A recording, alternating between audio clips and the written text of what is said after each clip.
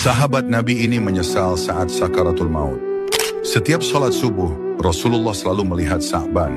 Ia tidak pernah absen dan selalu berada di saf kanan, dekat Rasulullah. Namun pada suatu subuh, Sa'ban tidak ada. Rasulullah menoleh. Para sahabat saling memandang. Ini bukan kebiasaan Sa'ban. Selesai sholat, Rasulullah bertanya, "Di mana Sa'ban? Aku tidak melihatnya hari ini." Tak ada yang tahu. Maka Rasulullah bersama para sahabat pergi ke rumah Sa'ban. Mereka berjalan dan terus berjalan. Dari setelah subuh hingga hampir zuhur barulah mereka sampai. Rasulullah terkejut. Ternyata rumah Sa'ban sangat jauh dari masjid. Rasulullah mengetuk pintu. Yang keluar adalah istri Sa'ban. Wajahnya terkejut melihat Rasulullah berdiri di depan rumahnya.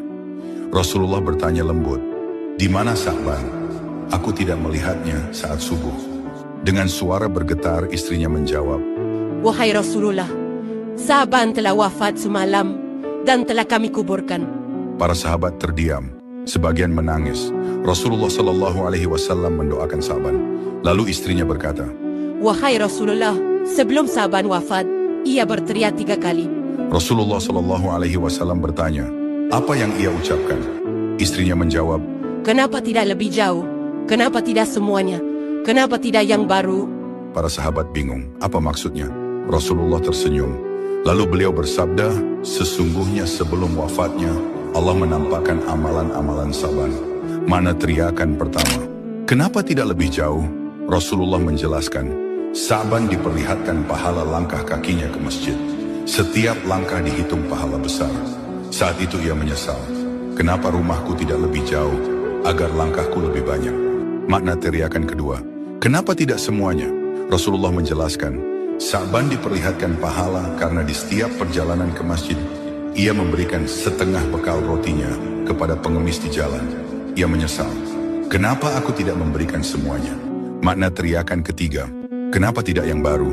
Rasulullah menjelaskan, Sa'ban biasa memakai 2 lapis pakaian, yang baru dan yang lama. Di jalan ia memberikan pakaian lamanya kepada orang miskin yang kedinginan. Saat pahala itu diperlihatkan, ia menyesal. Kenapa bukan pakaian baruku yang aku berikan?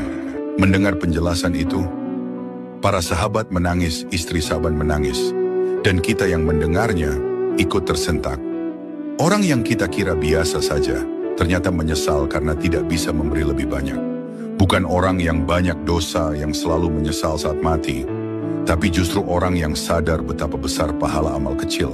Like dan subscribe untuk kisah penuh hikmah lainnya.